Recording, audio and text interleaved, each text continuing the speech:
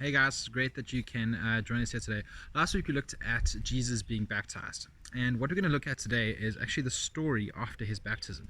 You see, after Jesus was baptized, he went out into the wilderness. He kind of went out into the desert, and it was there that the devil came and tried to tempt him 3 times.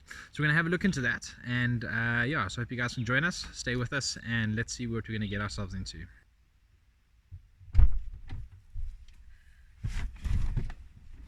So when Jesus was out in the desert and he was there for 40 days and for 40 nights, he became so hungry. So the first time the devil actually came to him, he was actually quite smart.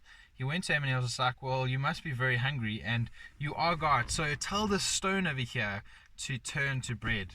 And Jesus said, well, you will not only live on bread alone, but by every word that God speaks. And another time, the devil came to Jesus and took him up onto the top of the temple.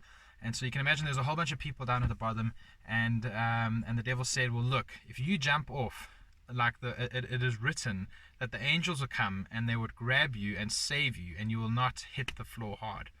And so Jesus was like, oh, okay, it probably is written like that. But Jesus said that it is also written that you shall not tempt the Lord your God.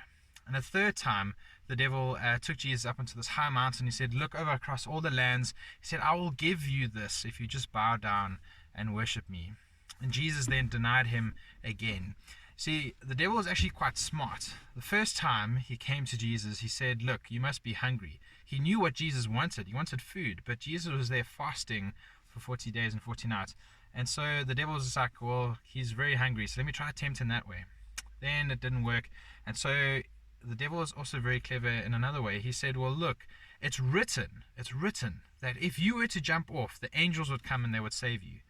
So he was almost trying to convince Jesus to do these things he was saying. But Jesus, I think, was a little bit more clever. He was a lot closer to God than the devil might have thought. And so he said, well, it is also written, don't tempt the Lord your God. And then the devil was just like, well, there's probably only one more thing that I could tempt him with. You see, the Bible said that Jesus was going to be this king ruling over all nations, but not in the king that we sort of know, where a king is on his throne and commands everything and rules everything by fear. But Jesus was a different sort of king. So the devil took him and was just like, look at all the nations of the earth. I'll make you king. The devil was just like, I'm going to make you king because this is what you came to be. All you have to do is bow down and worship me. And so Jesus then denied him again. But you see, the devil's quite smart.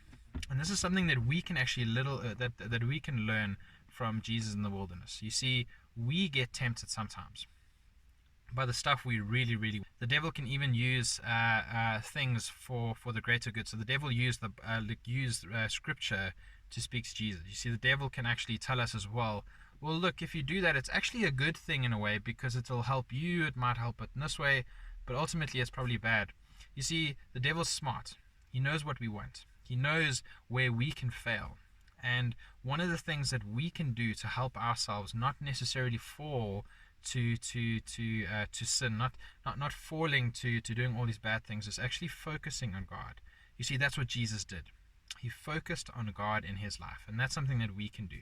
We must almost look at God and see what would God want before we actually do something. We should ask ourselves the question of, would Jesus want us to do this before we start doing something? Because sometimes in our mind we can say, oh no, I think it's a good thing, but at the end of the day it's probably not that great of a good thing. So I want you guys to a lesson that we can learn is you can almost take a pair of glasses and put them on your head, and these glasses are kind of the glasses of Jesus, that before we do something, or before we even ask the question, is this right or is this wrong, before we have maybe the devil even tempting us in a way that we don't even know, put on these glasses of Jesus, where we look through these glasses and asking ourselves, would Jesus want us to do that? And that's the question, or that's the thing that we have to be careful of, is to focus on Jesus, focus on God, and that way we will not be tempted as much, or we would be tempted, but we won't fall to that temptation. And that's something that we can learn from Jesus. So I'll see you guys next week. I'm off to the shops, and that's my challenge to you guys, is put on these glasses of Jesus, so you almost know where you should be going in life. Cheers, guys.